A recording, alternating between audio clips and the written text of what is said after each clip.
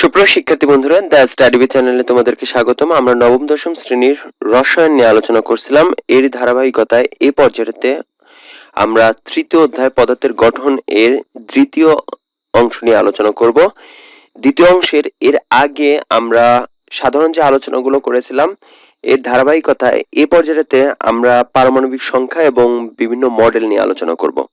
তো প্রথমে আসে পারমাণবিক সংখ্যা। সো পারমাণবিক সংখ্যা যদি আমরা সংজ্ঞাটাতে যাই তাহলে সেটা হচ্ছে পরমাণুর নিউক্লিয়াসে অবস্থিত প্রোটনের যে সংখ্যাটা তাকে আমরা বলতেছি হচ্ছে পারমাণবিক সংখ্যা, যাকে আমরা জেড দ্বারা প্রকাশ করতেছি। আমরা সাধারণত হাইড্রোজেন থেকে পড়ে থাকি hydrogen, helium, lithium, beryllium, boron, carbon, nitrogen, oxygen, fluorine, neon এভাবে পর্যায়ক্রমিকভাবে পড়ে থাকি। এইগুলো যেভাবে, যেমন হাইড্রোজেনের জন্য আমরা হাতের কর গুণে গুণে বলি 1, হিলিয়ামের জন্য আমরা বলি হচ্ছে 2। সো এইরকম ভাবে যখন বলতে থাকি এই সংখ্যাগুলোকেই বলা হয়ে থাকে পারমাণবিক সংখ্যা, যাদেরকে জেড দ্বারা প্রকাশ করা হয়ে থাকে। এরপরে আসি ভর সংখ্যা বলতে কি বোঝায়। পরমাণুতে এই যে প্রোটন সংখ্যা মিন্স যেটা একটু আগে আমরা বললাম যে পারমাণবিক সংখ্যা, প্রোটনের যে সংখ্যা সেটাকে পারমাণবিক সংখ্যা বলে। সেই প্রোটন সংখ্যা এবং নিউট্রনের সংখ্যার যে সমষ্টি তাকে বলা হয় ভর সংখ্যা, যাকে আমরা এ দ্বারা প্রকাশ করা হয়। তো এই ভর সংখ্যা তার মানে আমরা পাচ্ছি কি যে প্রোটন সংখ্যা এবং নিউট্রন সংখ্যার সমষ্টিটাই হচ্ছে আমাদের ভর সংখ্যা। তো আমরা বলতে পারি যে যেমন হচ্ছে সোডিয়াম পরমাণুতে প্রোটন আছে মোট 11টা, নিউট্রন আছে 12টা। তার মানে আমরা এখান থেকে ভর সংখ্যা পাচ্ছি কি 11 এবং 12 যোগ করলে 23। ঠিক একইভাবে আমরা সাধারণত প্রত্যেকটা মোলের পাশে যেমন হচ্ছে হাইড্রোজেন, হিলিয়াম, এগুলোর পাশে দেখবেন যে একটা ভর সংখ্যা লেখা আছে। আগের বইগুলোতে দশমিক আকারে থাকতো, এখন পূর্ণমান হিসেবে থাকে। সো সেই মানটা কেমন, যেমন হচ্ছে হাইড্রোজেনের ক্ষেত্রে 1, ঠিক তেমনি ভাবে যেমন হিলিয়ামের ক্ষেত্রে আমরা বলতে পারি যে হিলিয়ামের 2 এর পাশে আরেকটা জিনিস দেওয়া আছে দেখুন পর্যায় সারণীতে, সেটা হচ্ছে 4। ঠিক একইভাবে যদি আপনি লিথিয়াম দেখেন তাহলে লিথিয়ামের ক্ষেত্রে উপরে দেওয়া আছে 3 এবং তার পাশে একটা জায়গায় দেওয়া আছে 7। সো এই যে 7 পাচ্ছি, এই যে 4 পাচ্ছি, এই যে 1 এর পাশে যে আরেকটা 1, এই সংখ্যাগুলো মূলত হচ্ছে যে সেই মৌলের ভর সংখ্যা। তো তার মানে আমরা যদি ভর সংখ্যাটা 7 দেওয়া থাকে তার মানে সেখান থেকে আমরা নিউটন সংখ্যা ফাইন্ড আউট করতে পারবো যে 7 থেকে 3 বিয়োগ করলে যেটা আসবে তার মানে হচ্ছে নিউটন সংখ্যা হচ্ছে 4। সো লিথিয়ামের নিউটন সংখ্যা হচ্ছে 4। তো আলটিমেটলি একটা পর্যায় সারণীতে অনেক কিছু ফাইন্ড আউট করা যায়, যে প্রথম দিকের প্রাথমিক দিকটা হচ্ছে এই অংশগুলো যেটা নিয়ে আমরা আলোচনা করছি, এবং এর পরবর্তীতে পর্যায় সারণী নিয়ে যখন আলোচনা করব তখন দেখতে পাবেন যে পর্যায় সারণী শুধুমাত্র জানা থাকলে কত কিছু বের করা সম্ভব। তো আমরা বলতেছি কি যে সোডিয়াম পরমাণুতে যেহেতু প্রোটন আছে 11টি, নিউট্রন আছে 12টা, সো এর ভর সংখ্যা হচ্ছে 11 এবং 12 যোগ করলে 23। পটাশিয়ামের পরমাণুতে প্রোটন আছে 19টা, নিউট্রন আছে 20টা, তার মানে হচ্ছে 39 হচ্ছে এর ভর সংখ্যা। যেমন অ্যালুমিনিয়ামের ক্ষেত্রে আরেকটা জিনিস বলতে পারি, প্রোটন আছে 13টা, নিউট্রন আছে 14টা, তার মানে মোট মিলায় হবে হচ্ছে 27টা। তো এক্ষেত্রে একটা জিনিস কৌশল আছে কি, সব ক্ষেত্রে হবে না, দু একটা আলাদা আছে। সেটা হচ্ছে যে সকল পারমাণবিক ভর সংখ্যা হচ্ছে বেজোড় সংখ্যাতে আছে, সেই বেজোড় সংখ্যাগুলোকে 2 দ্বারা গুণন করে 1 যোগ করতে হবে। সাপোজ লিথিয়ামে যেমন হচ্ছে 3 আছে, তাহলে 3 দুগুণে 6 এবং 1, তাহলে 7 হচ্ছে তার ভর সংখ্যা। ঠিক একইভাবে যদি আমি বলি হচ্ছে বোরন আছে হচ্ছে 5, তার মানে 5 গুণন 2 প্লাস 1, তার মানে 5 দুগুণে 10 আর 1 11। এবং যেগুলো জোড় সংখ্যা হবে তার সাথে শুধুমাত্র 2 গুণন করলেই হবে। যেমন বলা যেতে পারে যে হিলিয়ামের ক্ষেত্রে 2 ছিল, তাহলে 2 গুণন 2, তার মানে তার ভর সংখ্যা হচ্ছে 4। ঠিক একইভাবে যদি আমি বলি যে ম্যাগনেসিয়ামের ক্ষেত্রে, সাপোজ ম্যাগনেসিয়াম যেটাতে ছিল হচ্ছে 12, তার মানে 12 গুণন 2, তার মানে ম্যাগনেসিয়ামের ভর সংখ্যা হবে 24। এখন এক্ষেত্রে অনেকেই প্রশ্ন করতে পারেন যে বিভিন্ন ক্ষেত্রে এটা আলাদা হয়ে থাকে, তাহলে আপনাদের জন্য জাস্ট এই পর্যায়টাতে একটা কাজ হচ্ছে কমেন্টস করে একটু জানাবেন যে এই লজিকের বাহিরে, অর্থাৎ বিজয়ের সাথে 2 গুণন করে 1 যোগ করে ভর সংখ্যা ফাইন্ড আউট করা যায়, সেগুলো বাহিরে কোন কোন মৌলগুলো আছে, অথবা যেগুলোতে জোর আছে তার সাথে 2 গুণন করেই শুধুমাত্র হয়েছে, এরকম জিনিসগুলোর বাহিরে কি কি আছে সেটা আপনারা একটু কমেন্টস করে জানাবেন। এই পর্যায়েতে আসি পারমাণবিক সংখ্যা, ভর সংখ্যা এবং আধানের যে পরিমাণ সেটা লেখার ক্ষেত্রে নিয়ম। অর্থাৎ একটা যদি যৌগের নাম মৌলের নাম দেওয়া থাকে তাহলে সেক্ষেত্রে সেখান থেকে আপনি ফাইন্ড আউট করতে পারবেন যে কিভাবে কোনটা মৌলের পারমাণবিক সংখ্যা, কোনটা ভর সংখ্যা এবং কোনটা আধানের পরিমাণ। তো একটা মৌলের প্রতীক যদি দেওয়া থাকে যে এইরকম ভাবে পরমাণুর প্রতীক, তাহলে তার বাম কর্নারের নিচের দিকে অর্থাৎ বাম পাশের নিচের দিকে লেখা থাকে প্রোটনের সংখ্যা এবং উপরের দিকে দেওয়া থাকে ভর সংখ্যা এবং ডান পাশে প্লাস মাইনাস কিছু একটা দিয়ে লেখা থাকে হচ্ছে আধানের পরিমাণ। যেমন ধরুন একটা উদাহরণ যদি আমরা দিই, যেমন হচ্ছে অক্সিজেন, তার মানে এখান থেকে এই যে 16 এটা আমরা পাচ্ছি হচ্ছে যে অক্সিজেনের ভর সংখ্যা, এই যে 8 এটা হচ্ছে অক্সিজেনের প্রোটন সংখ্যা এবং হচ্ছে মাইনাসের 2 আছে, সো সেটা হচ্ছে এর আধান। তো এখান থেকে আমরা বলতে পারতেছি যে অক্সিজেনের ক্ষেত্রে প্রোটনের সংখ্যা হচ্ছে 8, ভর সংখ্যা 16 এবং আধানের পরিমাণ মাইনাসের 2। সো এটাই ছিল হচ্ছে অক্সিজেনের টোটাল ভর সংখ্যা, প্রোটন সংখ্যা এবং আধান। এই পর্যায়ে একটা জিনিস বলি যে যদি কোনো কিছুর আধান না থাকে তাহলে সেক্ষেত্রে কি হবে সেই জিনিসটা একটু ফাইন্ড আউট করব। যেমন মনে করুন যে দেওয়া আছে এ, জেড এন্ড এক্স। সো আমরা জানি যে এই এ দ্বারা প্রকাশ করা হয় হচ্ছে ভর সংখ্যা,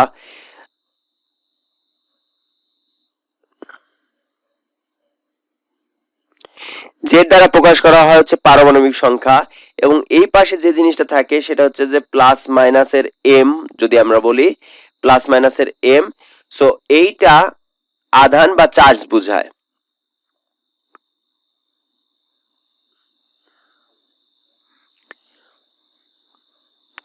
তো তাহলে এখান থেকে আমরা বলতে পারতেছি কি যে এই এক্সটা হচ্ছে মৌলের প্রতীক, যে কোনো একটা মৌল সাপোজ, এর হচ্ছে এখানকার ভর সংখ্যা এবং জেড হলো এর পারমাণবিক সংখ্যা এবং এই যে এমটা পাইছি এই এমটা হচ্ছে এর আধান বা চার্জ। তো যেমন ধরুন যে অ্যালুমিনিয়ামের ক্ষেত্রে যদি বলি, অ্যালুমিনিয়ামের ভর সংখ্যা আছে হচ্ছে 27, এখন এর পারমাণবিক সংখ্যা হচ্ছে 13।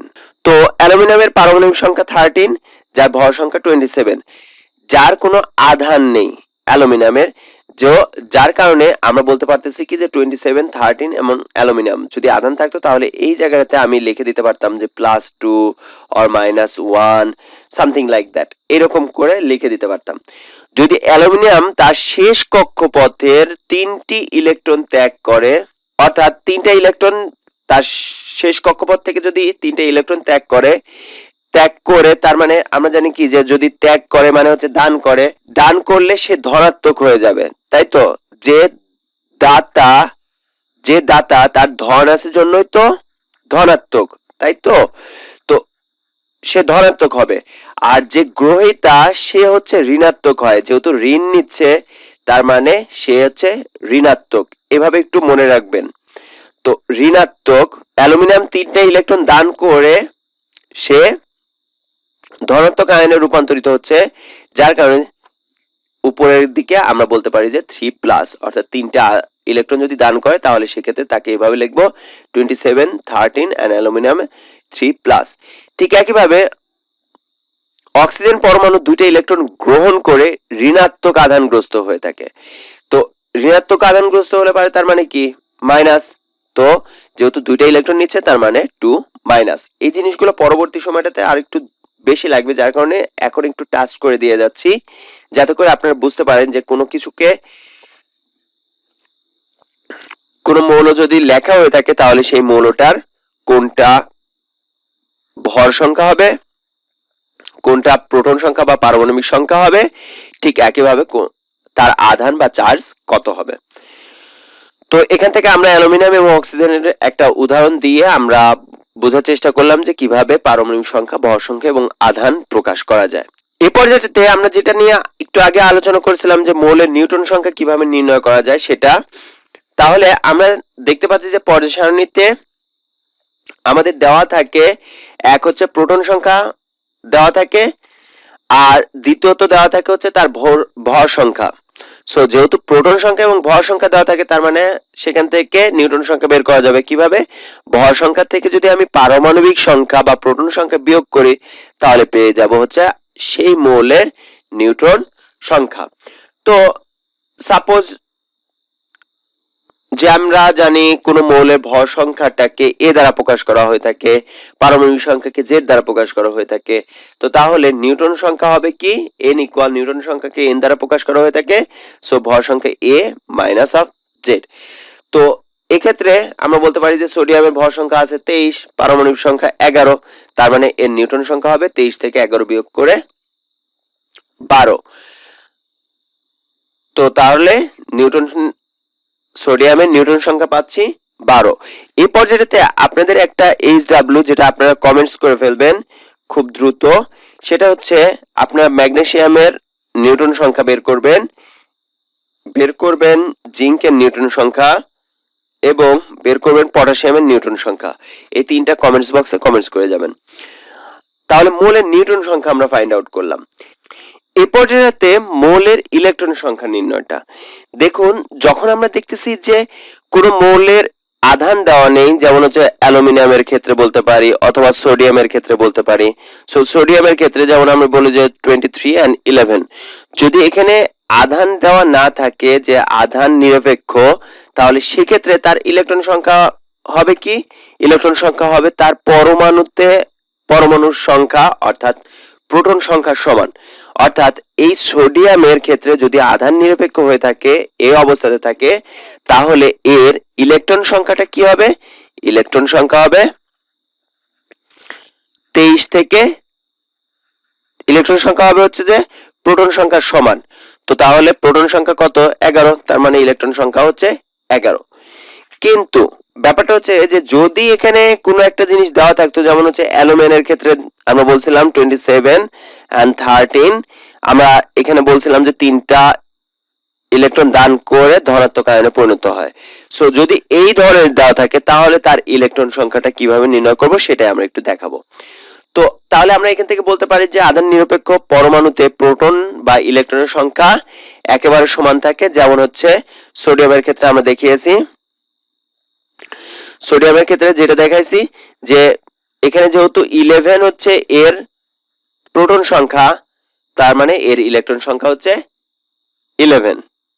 তাহলে প্রোটন সংখ্যা 11টি, তার মানে এখান থেকে আমরা ফাইন্ড আউট করতে পারছি যে তার ইলেকট্রন সংখ্যাও 11। কিন্তু যদি পরমাণুর আধান ধনাত্মক হয়, ধনাত্মক যেমন আমরা মাত্র বললাম যে অ্যালুমিনিয়ামের ক্ষেত্রে 27 and হচ্ছে 30, আর আমরা বলছিলাম যে 3+, সো এই ধরনের হয়ে থাকে, তাহলে সেই পারমাণবিক সংখ্যা থেকে এই আধান সংখ্যাটা বিয়োগ করে আমাদেরকে ইলেকট্রন সংখ্যা নির্ণয় করতে হবে। যেমন আমরা বললাম যে 27 এবং 13, তো এই জায়গাতে পারমাণবিক সংখ্যা আছে কত? অবভিয়াসলি এখানে পারমাণবিক সংখ্যা 13 দেওয়া আছে। এখানে যেহেতু ধনাত্মক দেওয়া আছে, তার মানে 13 থেকে 3 বিয়োগ করলে আমরা এখান থেকে পাবো হচ্ছে ইলেকট্রন 10টি। সো সেটাই আমরা বলবো যে অ্যালুমিনিয়ামের আয়নটিতে ইলেকট্রনের সংখ্যা হবে তার মানে 13 থেকে 3 বিয়োগ করে 10। যদি পরমাণুর আধান ঋণাত্মক হয়, আমরা পাইছি কি ধনাত্মকের ক্ষেত্রে যদি ঋণাত্মক হয়ে থাকে, তাহলে সেক্ষেত্রে কি হবে? সেক্ষেত্রে ওই জিনিসটা যোগ হয়ে যায় ইলেকট্রনটা। সো যদি এখানে যদি 3- আমরা দিতাম, তাহলে স্বাভাবিকভাবে 13+3 দিয়ে 16 হয়ে যেত। সো যদি ঋণাত্মক হয়ে থাকে, তাহলে সেক্ষেত্রে সেই আধানটা আমাদেরকে যোগ করতে হবে। যেমন একটু আগে একটা উদাহরণ দিয়েছিলাম 16 8 ও 2-, তার মানে এখানে 2- আছে। সো এখানে যেহেতু 8 আছে, সো তার মানে 8 প্লাস এর 2, আলটিমেটলি এখানে এই মোলের ক্ষেত্রেও ইলেকট্রন হবে হচ্ছে 10টি। তো এভাবে আসলে কোনো মোলের অর্থাৎ যদি আধান দেওয়া থাকে, সেই আধান অনুযায়ী আমাদেরকে ইলেকট্রনটা ফাইন্ড আউট করতে পারি আমরা। তো আমরা একটু কয়েকটা মোলের পারমাণবিক সংখ্যা, ভর সংখ্যা, ইলেকট্রন এবং প্রোটন নিউট্রনের সংখ্যা একটু নির্ণয় করি। তো এই পর্যন্ত যতটুকু আমরা লেকচারটা কমপ্লিট করেছি, সেখান থেকে আমরা কয়েকটা জিনিস ফাইন্ড আউট করব। পারমাণবিক সংখ্যা তো আমরা ছোট ক্লাস 8এই মুখস্থ করছি অলমোস্ট 18টা। তবে এই জায়গাটাতে আমার অনুরোধ থাকবে আপনাদের কাছে অন্তত 56টা পর্যন্ত মুখস্থ করা। যদি 56টা পর্যন্ত মুখস্থ করতে নাও পারেন, অন্তত 30টা পর্যন্ত যেন মুখস্থ থাকে, এবং এই 30টার পরেও কিছু কিছু মৌলটা অনেক বেশি ইম্পর্টেন্ট, যেগুলো আপনাদেরকে অবশ্যই মুখস্থ রাখতে হবে। তো আমরা পর্যায় সারণী পড়ানোর সময়টাতে সেই জিনিসটা আমরা ফাইন্ড আউট করে নেব। তো আমরা পারমাণবিক সংখ্যা, ভর সংখ্যা, ইলেকট্রন, প্রোটন এবং নিউটনের সংখ্যা নির্ণয় করব কোথা থেকে? এই 3টা মৌল থেকে। সো আপনার ভিডিওর ঠিক এই জায়গাটাতে পজ দিন, পজ দিয়ে আপনারা প্রত্যেকেই এটার প্রথমে পারমাণবিক সংখ্যা, ভর সংখ্যা, ইলেকট্রন, প্রোটন এবং নিউটনের সংখ্যা লিখুন। তারপরে এই অংশটার পারমাণবিক সংখ্যা, ভর সংখ্যা, ইলেকট্রন, প্রোটন এবং নিউটনের সংখ্যা লিখুন, এবং তারপরে এই অংশটার জন্য পারমাণবিক সংখ্যা, ভর সংখ্যা, ইলেকট্রন এবং প্রোটন এবং নিউটনের সংখ্যা লিখুন। লেখার পরে যে জিনিসটা পাবেন সেই জিনিসটা আমাদের এখানকার সাথে মিলিয়ে নেবেন। তো একটু পজ দিন, পজ দেওয়ার পরে এই কাজটুকু অন্তত করুন। এই পর্যায়েতে আপনারা উত্তরটা মিলিয়ে নিতে পারেন। উত্তরটা একটু দেখুন, সেটা হচ্ছে পরমাণু কার্বনের ক্ষেত্রে যখন আমরা বলছিলাম যে 12 and 6 কার্বনের ক্ষেত্রে, তার মানে এখানে 6 দেওয়া আছে, সো আমরা বলতে পারি যে এর পারমাণবিক সংখ্যা হচ্ছে 6। এখানে 12 দেওয়া আছে, এটা হচ্ছে ভর সংখ্যা, সো ভর সংখ্যা 12। আমরা জানি যে পারমাণবিক সংখ্যা বা প্রোটন সংখ্যা একই জিনিস, সো এখানে প্রোটন সংখ্যা হচ্ছে 6। ইলেকট্রন সংখ্যাটা কত হবে? যেহেতু প্রোটন সংখ্যা এখানে কোনো চার্জ নেই, যার কারণে এর ইলেকট্রন সংখ্যা হবে 6। এখন নিউটন সংখ্যাটা এই 12 থেকে যদি আমি 6টাকে বিয়োগ করি, সো 12 - 6, সো আলটিমেটলি আসে হচ্ছে 6।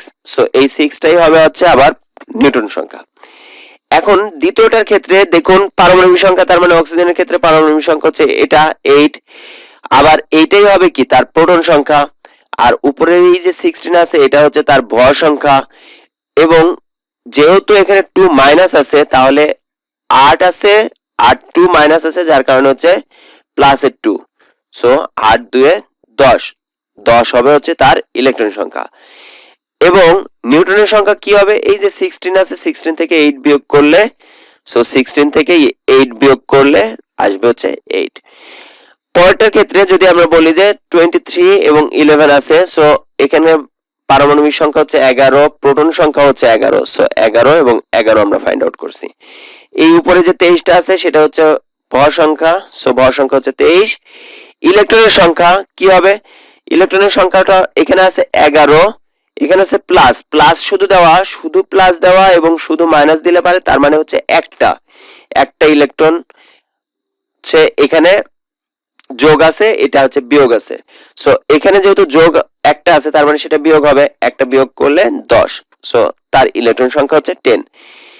আর নিউটনের সংখ্যা, সো 23 থেকে যদি আমরা বিয়োগ করি হচ্ছে 11, তার মানে আলটিমেটলি পাই হচ্ছে 12। এটাই হচ্ছে এর নিউটনের সংখ্যা। হোপফুলি আপনাদের উত্তরের সাথে মিলে গেছে। যদি না মিলে তাহলে যেই অংশটুকু ভুল হয়েছিল সেগুলো একটু সংশোধন করে ফেলবেন। এই ছিল আমাদের ভর সংখ্যা, ইলেকট্রন, প্রোটন, নিউটন সংখ্যা নিয়ে আলোচনা। এই পর্যায়েতে আমরা বিভিন্ন মডেল নিয়ে আলোচনা করব, অর্থাৎ পরমাণুতে, অর্থাৎ একটা মৌলের ক্ষেত্রে তার ইলেকট্রনগুলো কিভাবে থাকবে, তার প্রোটনটা কিভাবে থাকবে, তার নিউটনটা কিভাবে থাকবে, এই সংক্রান্ত বিভিন্ন সময় বিভিন্ন বিজ্ঞানী মডেল উপস্থাপন করছেন। তার মধ্যে একজন হচ্ছেন বিজ্ঞানী রাদারফোর্ড। সো বিজ্ঞানী রাদারফোর্ড 1911 সালে, সালগুলো ইম্পর্টেন্ট অবজেক্টিভের জন্য, 1911 সালে সৌরমণ্ডলের সাথে সাদৃশ্য রেখে, অর্থাৎ সৌরজগতের সাথে সাদৃশ্য রেখে পরমাণুর গঠন সম্পর্কে তো নিজস্ব কিছু মতামত উপস্থাপন করেন। সেই মতামতটা কি কি ছিল সেটা আমরা একটু আলোচনা করব। দেখুন, এটা যদি আমরা বলি যে একটা মৌল, তার বাহিরের দিকটাতে যে জিনিসগুলো আছে সেটা হচ্ছে মাইনাস, অর্থাৎ এগুলো হচ্ছে ইলেকট্রন। সো এরপরে ভিতরে যে প্লাস গুলো আছে সেটা হচ্ছে এর প্রোটন, ধনাত্মক চার্জযুক্ত, এবং যেগুলোতে কোনো চার্জ দেওয়া নাই সেটা হচ্ছে নিউট্রন, দুঃখিত, বানানটা একটু দেখে নেবেন, নিচে র ফলা হবে। আচ্ছা, তো তিনি কি করছেন, তিনি সৌরজগতের সাথে তুলনা করলেন হচ্ছে পরমাণু মডেলকে। তিনি তার স্বীকার্যে বললেন কি, যে পরমাণু হচ্ছে বিদ্যুৎ নিরপেক্ষ।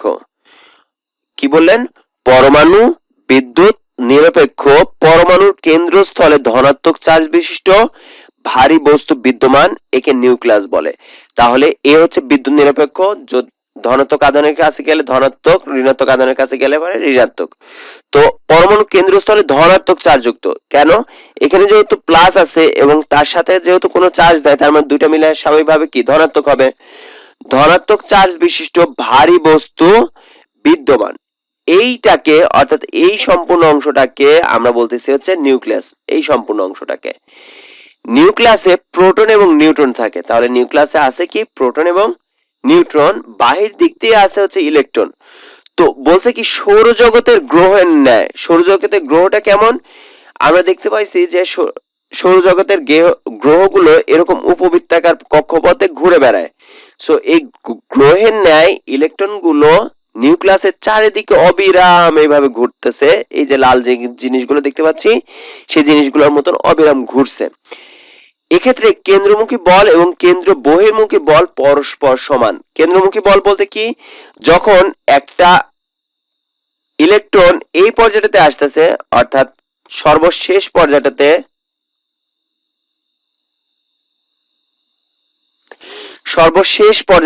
এই জায়গাটাতে চলে আসছে, তাহলে সে কেন্দ্রমুখী বলের কারণে এই দিকে আবার চলে আসছে।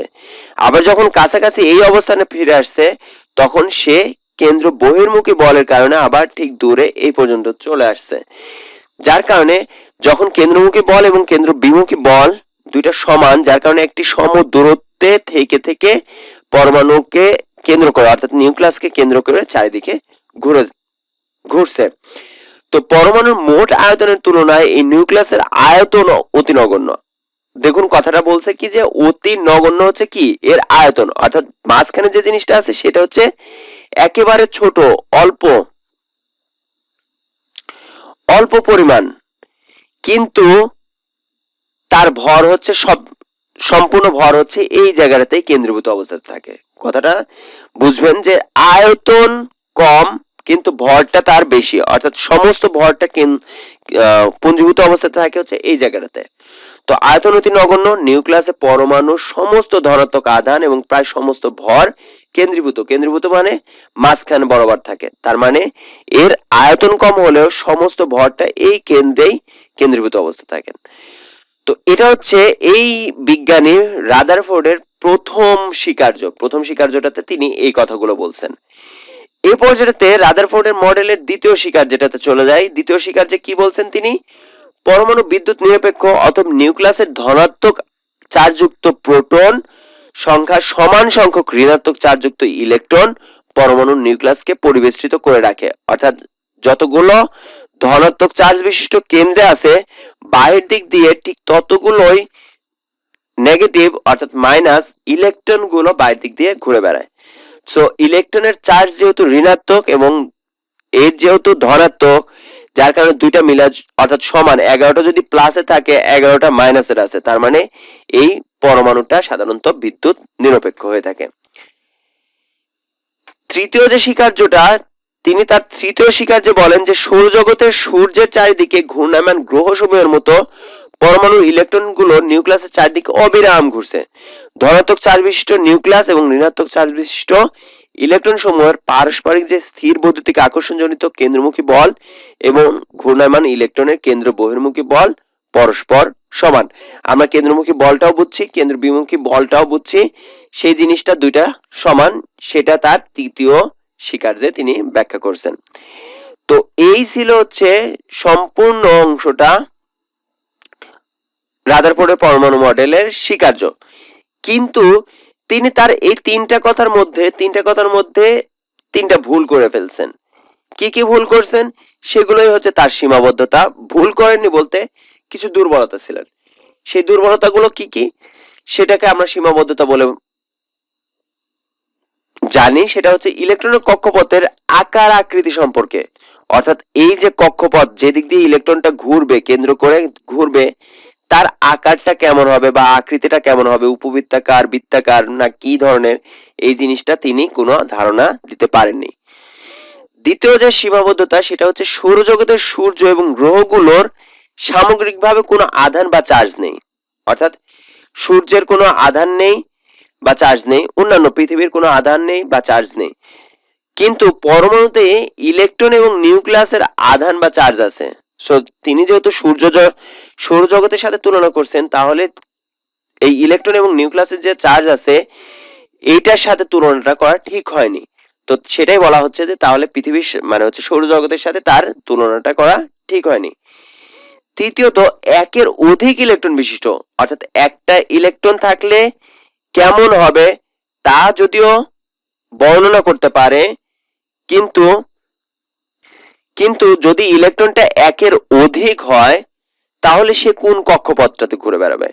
অর্থাৎ এই ইলেকট্রনগুলো ঘোরার পথে কখনো তাদের মধ্যে ইলেকট্রনের মধ্যে কোনো সংঘর্ষ হবে কিনা, মিলিত হবে কিনা, এই ধরনের কোনো কিছু এই তত্ত্বটাতে দেওয়া নেই। অর্থাৎ একের অধিক ইলেকট্রন বিশিষ্ট পরমাণুর ক্ষেত্রে ইলেকট্রনগুলো কিভাবে নিউক্লিয়াসের চারদিকে ঘুরবে তার কোনো ধারণা রাদারফোর্ড দিতে পারেননি। তো এটা ছিল রাদারফোর্ডের সীমাবদ্ধতা। আরেকটা সীমাবদ্ধতা ছিল চতুর্থ নাম্বার সীমাবদ্ধতা, সেটা একটু আমরা দেখি। সেই সীমাবদ্ধতা কি, যে ম্যাক্সওয়েলের তত্ত্ব অনুযায়ী যখন এরকম পরিভ্রমণ করবে, অর্থাৎ কোনো চার্জযুক্ত বস্তু কোনো বৃত্তাকার পথে বা উপবৃত্তাকার পথে যখন ঘুরতে থাকবে, তখন একসময় শক্তি বিকিরণ করবে। ক্রমাগত শক্তি বিকিরণ করতে করতে ঠিক যে পথটাতে ঘুরে বেড়াচ্ছে সেখান থেকে বিচ্যুত হয়ে আস্তে আস্তে কেন্দ্রভূত হয়ে যাবে। অর্থাৎ প্রথমে এদিকে ছিল, দেখা যাচ্ছে আস্তে আস্তে ঘুরতে ঘুরতে সে কেন্দ্রে চলে আসবে। তো সেই অবস্থাতে কি হবে সেটার কিন্তু ব্যাখ্যা রাদারফোর্ড দেননি। তো তাহলে আমরা বলতে পারি কি, যে ম্যাক্সওয়েলের তত্ত্ব অনুসারে কোনো চার্জযুক্ত বস্তু বা কণা বৃত্তাকার পথে ঘুরতে থাকলে তা ক্রমাগত শক্তি বিকিরণ করবে এবং তার আবর্তন চক্রে, অর্থাৎ যে দিক দিয়ে ঘুরতেছে সেটা ধীরে ধীরে কমতে থাকবে, অর্থাৎ আবর্তন চক্রটা আস্তে আস্তে ছোট হতে থাকবে।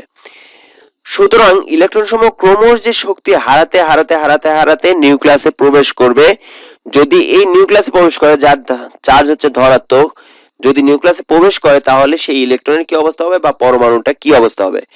সেক্ষেত্রে রাদারফোর্ডের পরমাণু অনুসারে পরমাণু সম্পূর্ণভাবে একটা অস্থায়ী অবস্থা হয়ে যাবে, স্থির না অস্থায়ী অবস্থা প্রাপ্ত হবে। অথচ পরমাণু হতে ক্রমাগত শক্তি বিকিরণ বা ইলেকট্রনের নিউক্লিয়াসের প্রবেশ কখনোই ঘটে না। তো তিনি যেহেতু বলছেন যে এরকম করে আস্তে আস্তে ঘুরতে থাকবে, ম্যাক্সওয়েলের তত্ত্ব অনুযায়ী কোনো কিছু ঘুরতে থাকলে সে আস্তে আস্তে শক্তি হারে কেন্দ্রে চলে আসে, তাহলে ম্যাক্সওয়েলের তত্ত্বের সাথে এটা হচ্ছে সাংঘর্ষিক হয়ে যাচ্ছে। তো এই জন্য এই পরমাণু মডেলের চতুর্থ সীমাবদ্ধতা হচ্ছে এটা। তো রাদারফোর্ড তিনি মডেল দিলেন, তার মডেলের কিছু ত্রুটি পাওয়া গেল।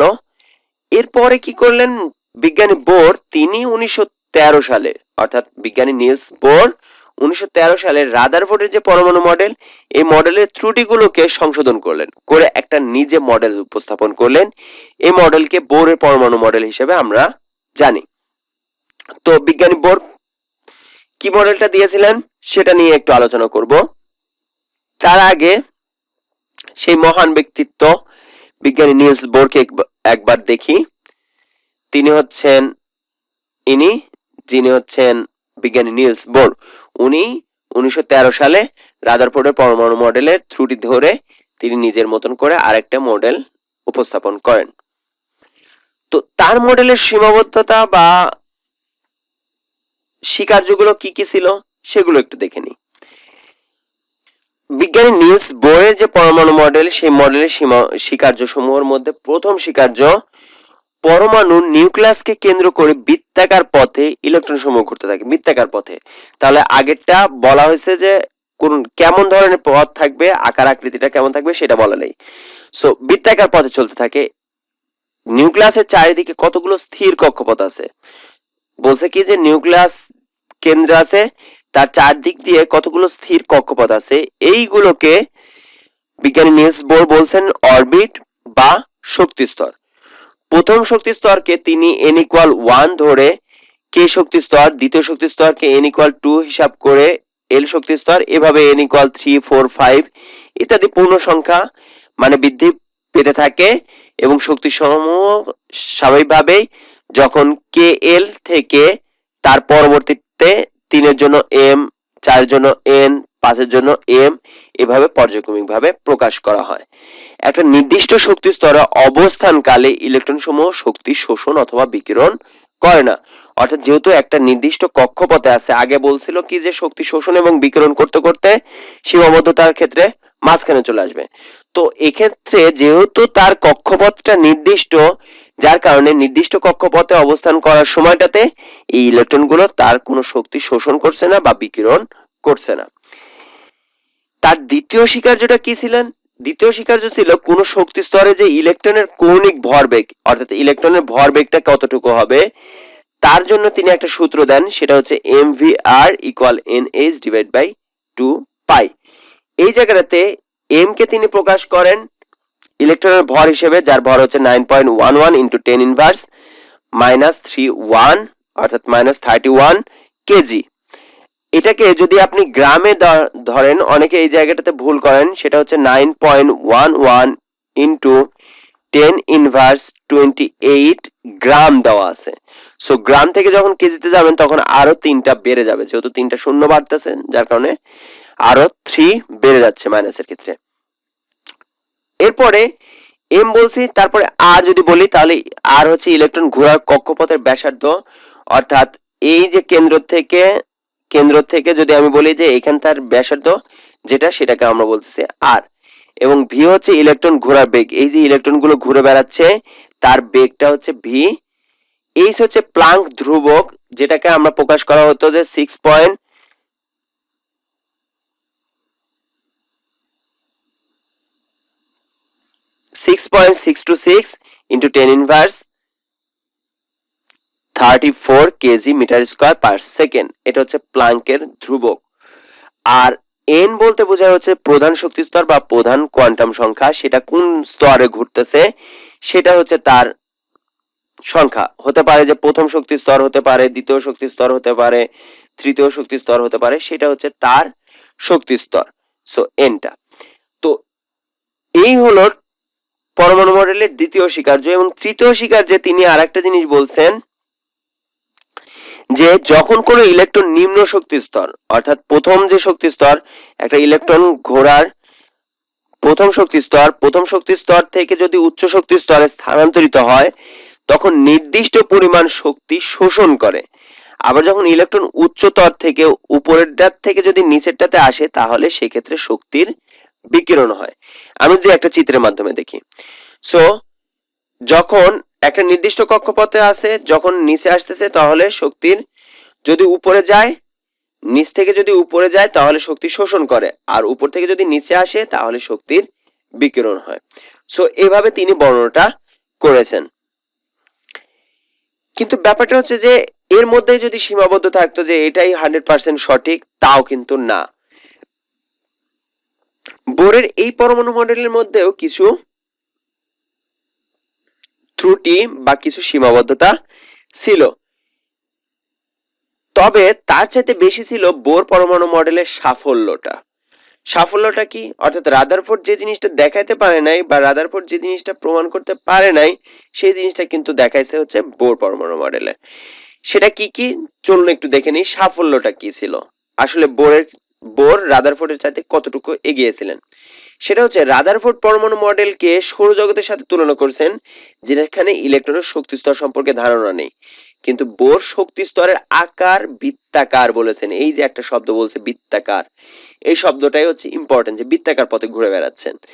দ্বিতীয়ত রাদারফোর্ড পরমাণু মডেল ইলেকট্রনের যে শক্তি শোষণ বা বিকিরণের কথা বলা হয়নি, যেখানে বোর মডেলে সেটা স্পষ্ট করছে যে কিভাবে শক্তি কোথা থেকে কোথায় গেলে শক্তি শোষণ করবে আর কোথায় থেকে কোথায় আসলে শক্তি বিকিরণ হবে, এই দুইটা জিনিসই ব্যাখ্যা দেওয়া আছে।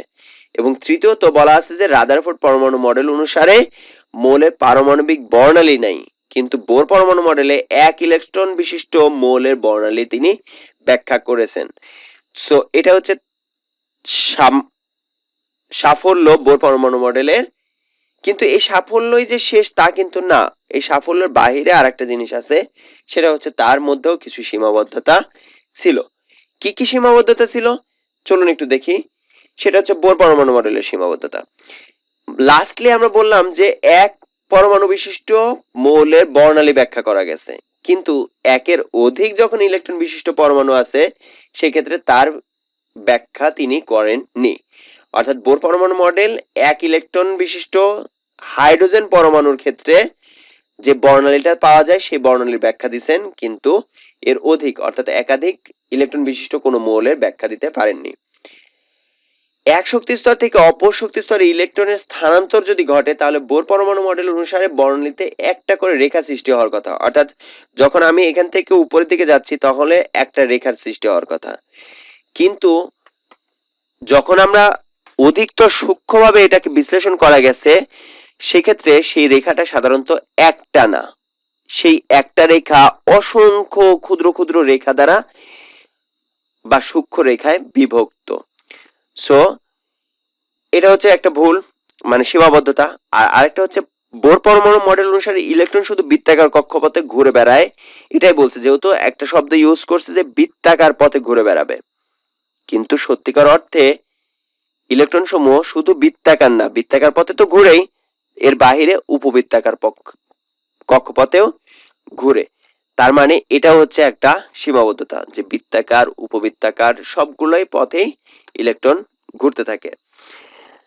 তো এটা হলো বোর পরমাণু মডেলের সীমাবদ্ধতা। এখন দুটার মধ্যে যদি আমরা একটু তুলনা করি তাহলে কি পাই? তুলনা, তাহলে সেক্ষেত্রে রাদারফোর্ড ইলেকট্রনগুলোকে চার্জহীন গ্রহের সাথে তুলনা করে, কিন্তু ইলেকট্রনগুলো ঋণাত্মক চার্জযুক্ত, সেটা বোর পরমাণু মডেল বলছে। বোর পরমাণু মডেলের কক্ষপথে ইলেকট্রনের অবস্থান সম্পর্কে সুস্পষ্ট ধারণা দেওয়া হয়েছে, যেটা ইলেকট্রন রাদারফোর্ডের বেলাতে দেওয়া ছিল না। তো এই ছিল সম্পূর্ণ হচ্ছে মডেল সম্পর্কিত ধারণা। পরবর্তী অংশে আমাদের ভিডিওতে আমরা ইলেকট্রন বিন্যাস গুলো একটু করে দেখাবো, এবং পরবর্তী ক্লাসটা হোপফুলি মোস্ট ইম্পর্টেন্ট এই অধ্যায়টার জন্য, কেননা পরবর্তী সকল অধ্যায়ের জন্য ওই ভিডিওটা মানে ওই ক্লাসটা অনেক বেশি জরুরি। চতুর্থ অধ্যায়ে যাওয়ার আগে আমাদের জানতে হবে ইলেকট্রন বিন্যাসটা কিভাবে করব। তো আশা করি তৃতীয় পর্বে আপনাদেরকে বাকি অংশগুলো নিয়ে আলোচনা করে দেখাতে পারবো। ধন্যবাদ সবাইকে। আসসালামু আলাইকুম রহমতুল্লাহ।